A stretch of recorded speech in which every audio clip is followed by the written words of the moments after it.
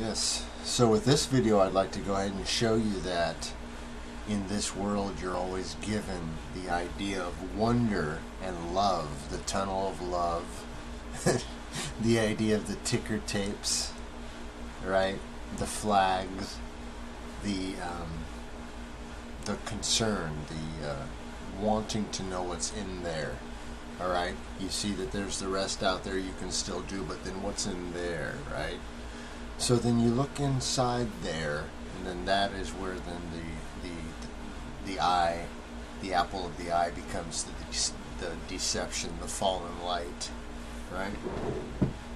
So what I wanted to do is then look back and look at the idea of the Sphinx, that hoax, joke, over time, and I'm going to use the dates given. This is 1572 right here.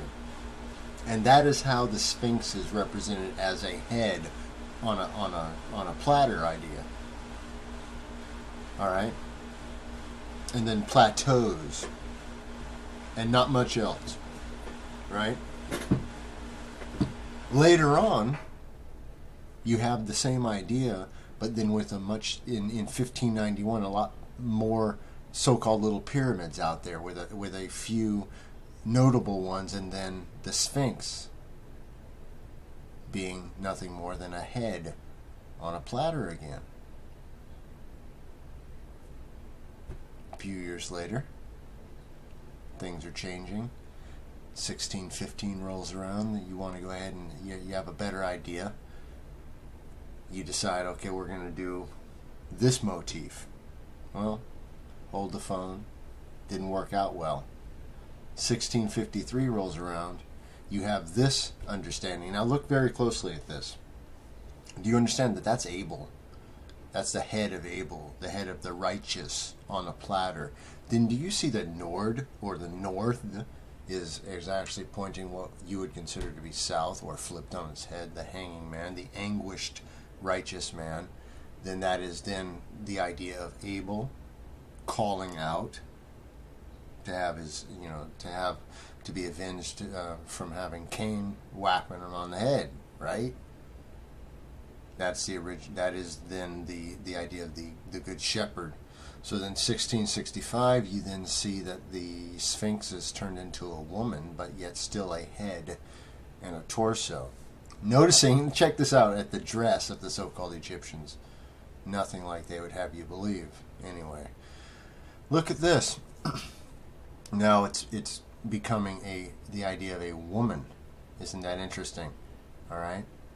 1665 again, showing you a different rendition or drawing, shows you the Sphinx as being an idea of the more feminine now head dress, yet still being in this case what looks like the European male face. And also then you have the idea of what looks like the city on the cloud, right? Then of course 1698 rolls around, and you want to get back to this kind of motif. I like the let's do they had their own little culture going on type idea, and so then we have that in there. Okay. 1724 rolls around. That's your 77 flipped. You have not only the idea of the Sphinx coming in just as being the head on a pike, but you also have the full winged creature idea. So then those combined, hey, no better idea than to combine them. So then later on, you have 1755 rolling around, and you start to then bring in the idea of what you see now as this head in the desert that was buried in time, buried by sand in time, with the other, attractions in the back. And then this is then forward from here, taken out and shown to you as being undug or uncovered. And of course, all that is they're just building it, out of the sandstone. They've decided, hey, we can just make this attraction a little bit bigger. All right. Now it's getting, of course, closer, and you can see that they always make up a story about how the nose falls off. The nose falls off because you're trying to mold and shape and hone very soft material. It just gave way and fell off, dude. That's the answer to that question. Yeah, so by 1823, you see that the 14, the double seven, you see that they've gone from the idea of the spiritual into let's putting this into action, having an attraction, changing the design of the head to camouflage the idea that that's the anguished man, or the fallen man, the man on the plate, you know, at the mercy of the world. And then the three pyramids, of course, will represent the fallen trinity. You can see what I've done here is I've just aligned up two different angles of the same shot to show you just the depth, that it was just nothing more than dug out of sandstone and created into what appears to your eye as being the shape of a cat. And they just kept adding to it as they uncovered it. That was the construction of it. Do you see what I'm saying? They constructed it as they went. You can see that. And in fact, I'm going to go ahead and twist the angle of this camera from some other pictures I found so that you can see it blends perfectly into the background. If you were standing there and you lopped the head off, you wouldn't even notice it. You would say that's just part of the hill. It's very hard to see because it is in fact part of the hill. It always has been, and it's, man, such a trick. So going back to this, you can see that this is a Masonic story, this 36-year Oxford mathematician, but it's interesting that they put it out because they added the fact that he said it was full of junk and that it had stucco. Now stucco again goes back to the 1700s and the 1800s cathedral buildings with the stucco and that idea. And it also shows that it was just not very well thought of. It was more just as an afterthought because it was soot and blackness. Probably they had from somebody burning fires in there. You know, it was just junk. It's not some revered treasure. All right. So this is then what you see if you're a modern day person walking up to the carnival attraction. You're passing the lion, right? The light is turned on as you go up to the top. As you quite literally have to huff your way up to get lied to. You know what I'm saying?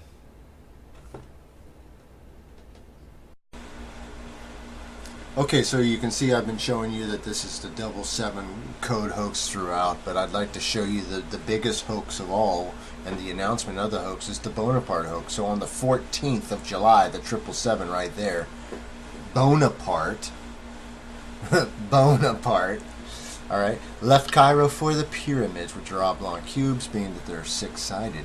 You can stand flat on top. Therefore, that is a representation of the cube, or the 68. Anyways, moving forward, he intended to stay 3 to 4 days, which is again your 7.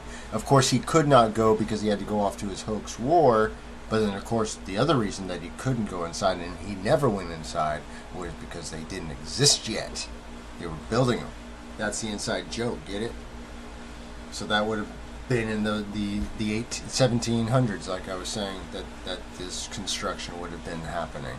All right. So I'd like to move forward and then just show you some more just perspective shots. Show you that even those small little kind of stair step things are not that, they're just small little things. They could have also been built by these cats for all I know. It doesn't matter. They're gibberish as well. Look at this next picture. You're going to see a truck next to them. They're very small. In fact, they may have just been built with side materials. Regardless, these things have never been proven to be anything more than just an eyesore, quite frankly. And in fact, they've never been proven to be anything more than a physical representation, an idea on the flat plane in a third dimension, a way to tell you a story, if you're willing to see it. All right, that's what that's about. Right.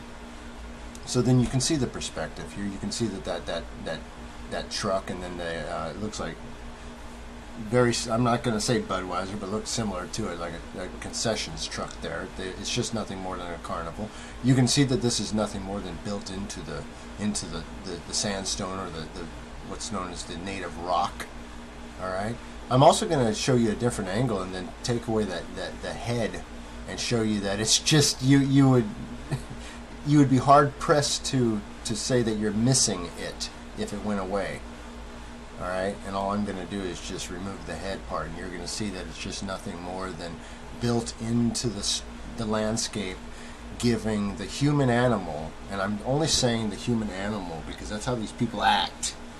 They act like they're brainless. They act like they have no.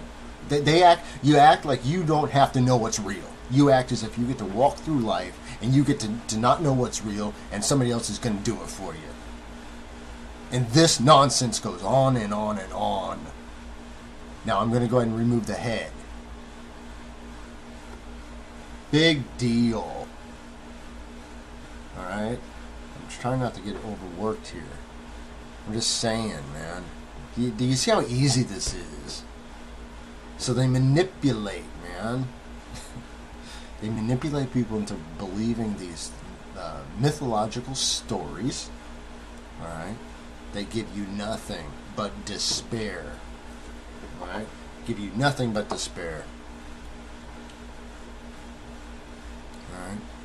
Oh, by the way, just so you know, Zahi Hawass, that clown, is Nassar, man. I've told you that before. He's the same character. He played Nassar before he played Zahi Hawass. It's always in the family. It's always kept close. This, again, you can tell is just the manufactured head stuck on top of an outcrop of natural stone, and then they decided, hey, you know what? We can expand this thing in the future. And the problem is they got a little bit too big for their britches, because if you look at what they did with the final product, it's too big. The head the head doesn't fit. So my assumption, and this is purely an assumption, is that they messed up a couple times so that the head was getting a little bit too small, and they're like, dude, you gotta really get it right this time. And then the nose fell off, and he's like, all right, just stop. That's it. We're staying with that. That's what we're going with. You know, bring in the tourists, let them in the gate, because it's not getting any better than this. Yeah, hey there. Hey, Papa, how you doing? Yeah, why don't we dig it down and sculpt a cat out of it? Oh, maybe make a sphinx out of it and make people think that it's a big cat? Yeah, why don't we do that? We can charge twice as much. Hey, there you go. Why don't we just do that? Why don't we just go ahead and build a cat as we go out of it? And just like it's a big cat box. Yeah. Oh, here's some native folks looking at it from the same exact angle. Do you see the problem there? It's all on the same plane, so I brought these guys on top to the plane for you so you can see that. They just dug into the earth and created a monster out of the natural sandstone. Yeah, Dave, that's what happened. Well, thanks, Polly. I mean, you see that, right? Yeah. Well, that's why they missed it the first time. They were looking in the wrong direction, man. It's to the left, guys. Yeah, guys, so anyways, thanks for the show.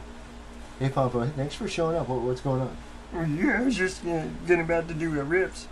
Okay, I'll join you. Cheers. Yeah, cheers, Dave.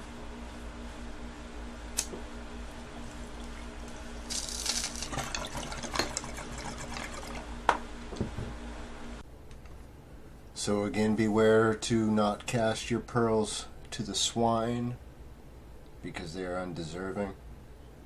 And also maybe get out of the way of the eights. This is nothing but a bunch of eights nonsense, a bunch of cattails, a bunch of lies in the sand, man. You're gonna comb the desert. You're gonna comb the desert for the truth, huh? So anyways, enjoy the sandbox. You know what they call it in video gaming? A sandbox is a world where you get to create your own adventure, friend. You know, so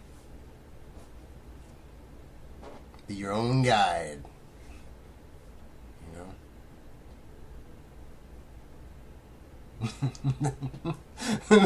like big old Twinkie legs. I mean, give me a break now. Look like big old Twinkie legs.